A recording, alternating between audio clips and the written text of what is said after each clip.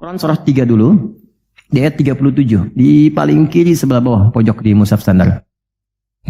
Secara singkat saja, mihrab itu satu tempat yang fungsinya mempercepat terkabulnya doa dan mendatangkan rizki dari sisi yang tidak diduga. Awas, kita bicara keimanan ya. Dan di situ dipertaruhkan. Mihrab ini tidak harus lebar dan luas.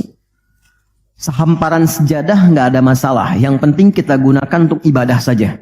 Di luar ibadah keluar. Itulah kenapa tempat imam disebut mihrab. Kenapa? Karena imam mewakili makmum untuk memohon kepada Allah dalam sholat berdoa. Makanya kualifikasi imam mesti khusus. Bukan imam biasa. Baik. Kemudian tidak harus di masjid. Di rumah boleh dibikin. Maryam pernah dibuatkan mihrab. Saat beliau mengkhususkan diri ibadah, di situ apa yang terjadi? Fataqabbalaha rabbuha biqabulin hasanin wa ambataha nabatan hasanan wa kaffalaha Zakaria. Kullama dakhala 'alayha Zakaria al-mihrab wajada 'indaha rizqa. Qala ya Maryam anna laki hadha? Qalat huwa min 'indillah. Innallaha yarzuqu man yasha' bighairi hisab. Ini poinnya. Setiap Nabi Zakaria mengantarkan kebutuhan Maryam, pakaiannya, makanannya, kebutuhannya, itu sudah ada. Dan ingat, status Nabi Zakaria itu Nabi loh. Beliau tahu itu pasti dari Allah. Tapi ingin dikonfirmasi apakah pendidikan beliau selama ini sudah meresap pada jiwanya atau belum. Ditanya, Maryam dari mana semua ini? Maka beliau jawab, Maryam jawab, huwa min indillah. Paman, ini semua dari Allah. Baik ya? Allah memberikan apapun yang ia kehendaki tanpa batas pada siapa yang diingini. Maka ini dibaca oleh Nabi Zakaria. Mayyasha itu. Jadi kalau ada di Quran diksi mayyasha, jangan simpulkan ini untuk dia saja. Maksudnya, jadi seperti dia, maka Allah akan berikan seperti Allah berikan kepada dia. Maka Nabi Zakaria kemudian sholat di mihrabnya Maryam itu.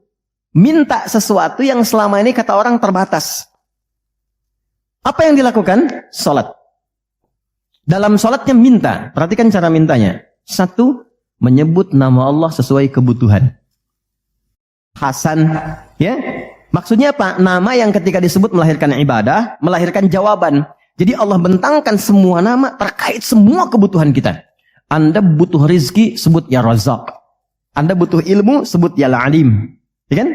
Anda butuh ketahanan mental diri, sebut ya Sabr. Itu 99 tersebar. Itu rumusnya di Quran surah ke-17 ayat 110. Quran surah 17 Al-Isra ayat 110. Qul id'ullaha awid'ur rahman ayyamma tad'u falahul asma'ul husna. Kalau Anda punya persoalan, segera curhatkan kepada Allah, minta, berdoa.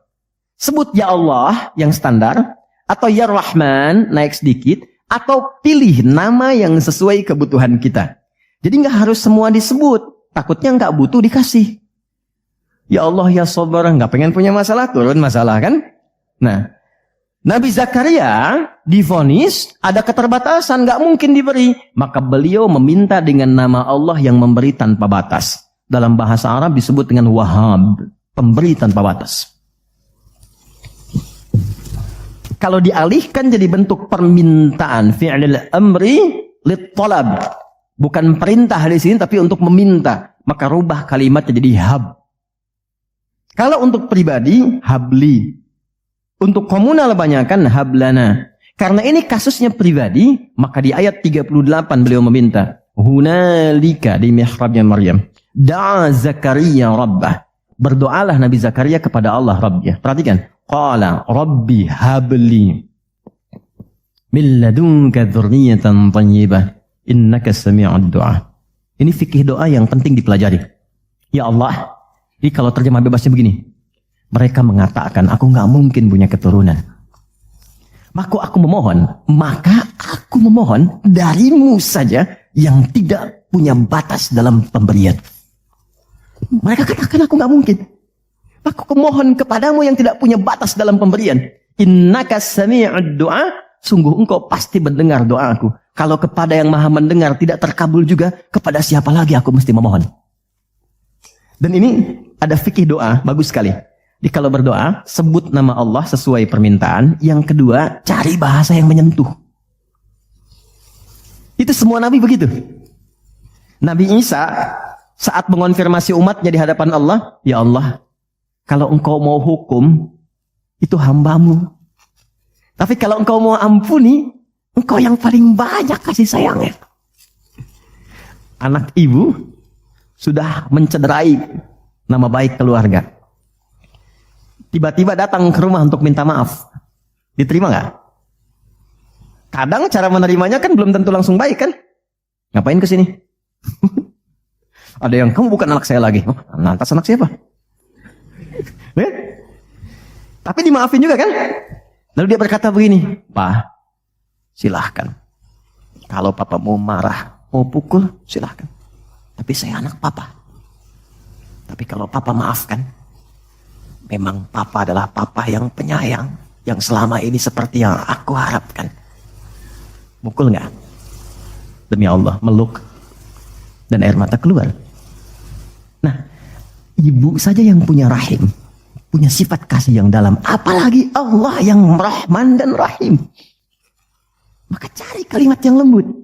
Nabi Zakaria mengatakan, ya Allah, mereka mengatakan nggak mungkin. Maka aku memohon kepadamu yang tak punya batas. Dan kalau engkau aku mohonkan kepadamu tak mengabulkan juga, kepada siapa lagi aku mesti meminta? Dan itu dilakukan dalam sholat. Dan masih berdiri, belum selesai sholatnya. Baru mulai sholat, minta. Apa yang terjadi? Lihat ayat 39-nya. Pakai fa. Fanadathul malaikatu wa huwa qaimun yusalli fil mihrab. Annallahu yubashshiruka bi Yahya. Maka nggak ada jeda. Fa itu harfu atfin raditin baina syai'aini bila hudud. Paham? Tidak. Huruf sambung antara dua peristiwa yang terjadi tanpa jeda. Peristiwa pertama berdoa, peristiwa kedua dikabulkan. Antara berdoa dan dikabulkan tidak ada jeda. Baru selesai minta, seketika turun malaikat menyampaikan doamu terjawab. Tidak menunggu sholatnya selesai. Ternyata kalau sholatnya benar, itu seketika terjawab. Dan beliau meminta dalam keadaan berdiri. Nabi Zakaria seorang nabi, ini saya ingin tunjukkan keutamaan dari barakahnya Nabi Muhammad SAW. Nabi Zakaria seorang nabi, sholat berdiri dikabulkan. Kita umatnya Nabi Muhammad sebelum sholat ditunggu oleh Allah mau minta apa aku kabulkan. Maka turunlah Quran surah kedua ayat 45. Wasta'inu bis-sabri was-salah. Kalau engkau punya persoalan, jangan mengeluh kata Allah. Terima dulu dengan sabar. Karena yang lain pun punya masalah. Perhatikan fikih masalah. Nanti kita belajar fikihnya ya. Kata Allah, aku menitipkan masalah ini bukan ingin membuat kehidupanmu bermasalah. Tapi meningkatkan kualitas hidupmu supaya lebih baik kemudian hari. Karena itulah ketika aku berikan, tak mungkin aku titipkan kalau engkau tak mampu. Maka turun ayat berikutnya. La yukallifullahu nafsan illa. Jadi nggak mungkin diuji itu Anda nggak mampu, nggak mungkin. Jadi kalau Anda datang ke sini sekarang sedang punya masalah, seberat apapun, itu tandanya Anda yang mampu. Saya tidak. Saya tidak dititipi itu oleh Allah karena saya belum mampu. Anda mampu. Kalau Allah percaya kepada Anda, kenapa Anda pesimis? Lalu katakan, inna ma'al usri yusra. Bahasa kitanya begini, pasti berakhir, pasti selesai. Nggak ada yang nggak ada solusinya. Kalau sedang punya persoalan, tanamkan itu dalam jiwa. Makanya disebut al-insyirah, sesuatu yang lapang. Kalau kita menerima dan mengatakan seberat apapun pasti selesai, nggak mungkin Allah tinggalkan. Tanamkan pada jiwa. Itu minimal lapang hati kita. Ya, dan itu yang punya kita di Quran. Katakan, yang praktekkan Jepang. Betul, di semua kegiatan pakai. Dulu ada yang senapas dengan Songgoku Songgoan tuh ada benteng Takeshi kan ya? Ya kan? Kalau mau naklukkan itu, ayo kamu bisa, kamu bisa, kamu bisa kan? Dibuatkan optimisme dalam dirinya supaya bisa. Nah ini kita ada ayatnya. Katakan pada dirimu, pasti selesai. Gak usah mengeluh. Mengeluh tidak menyelesaikan persoalan. Terima dulu, pasti Allah tingkatkan kualitasnya. Setelah itu apa? Bawa dalam sholat. Jadi konfigurasi sholat itu begini. Kalau pagi punya masalah, kenapa dipanggil zuhur? Supaya diselesaikan dalam zuhur. Zuhur ke asar punya masalah, diselesaikan di asar. Nanti akumulasinya diselesaikan di Isya. Kalau belum tuntas, tahajud. Makanya orang yang benar sholatnya, tidurnya tenang.